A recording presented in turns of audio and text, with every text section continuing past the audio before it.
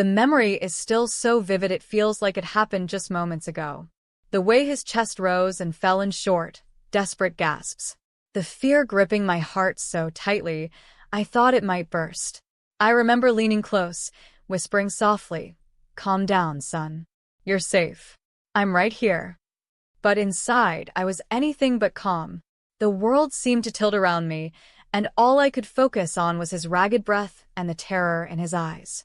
He was only 9 years old then, my little boy who had always been full of life, laughter, and curiosity. But on that day, everything changed.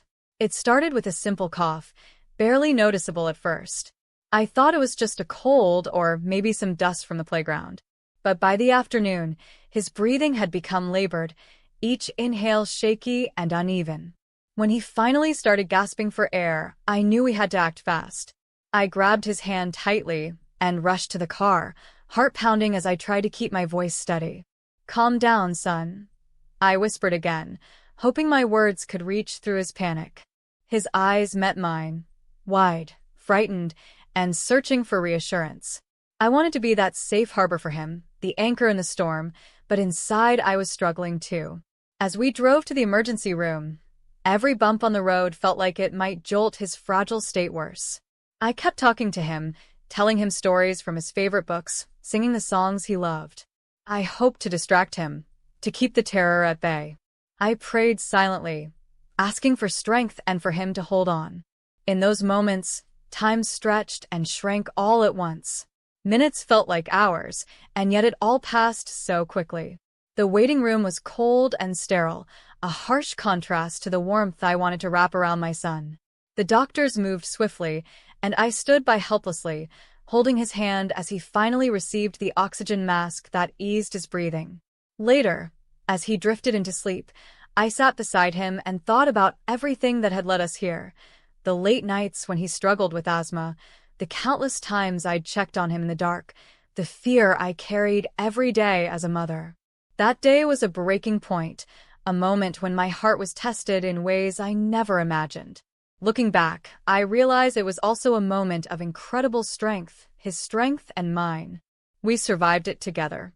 And though the scars of that day remain, they remind me of the fierce love that binds us, a love that never wavers, no matter how hard the fight. The days that led up to that terrifying afternoon were like any other, yet now I look back and realize how much had been quietly building beneath the surface. My son, Ayan, had always been a lively child. Bright eyes, endless questions, and a smile that could light up the darkest room. But he'd been struggling with his breathing for months. It started as something small, an occasional cough during his soccer games, a few wheezes at night, but I chalked it up to allergies or a passing cold.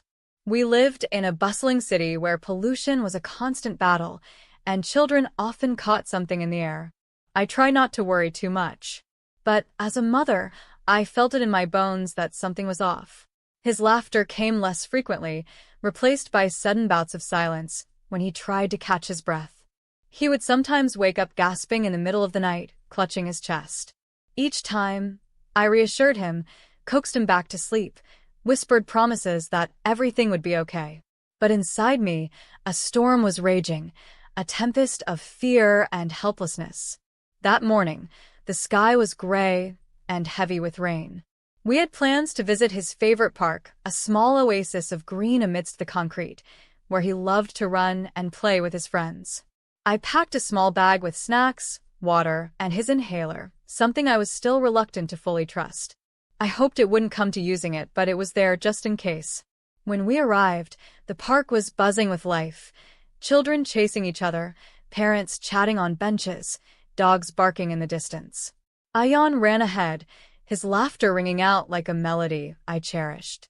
But after a while I noticed him slow down. His breathing became uneven, shallow. He stopped playing and leaned against a tree, trying to catch his breath. I rushed to his side, concern flooding me.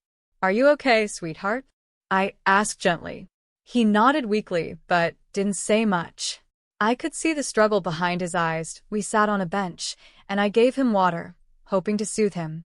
But it was no use.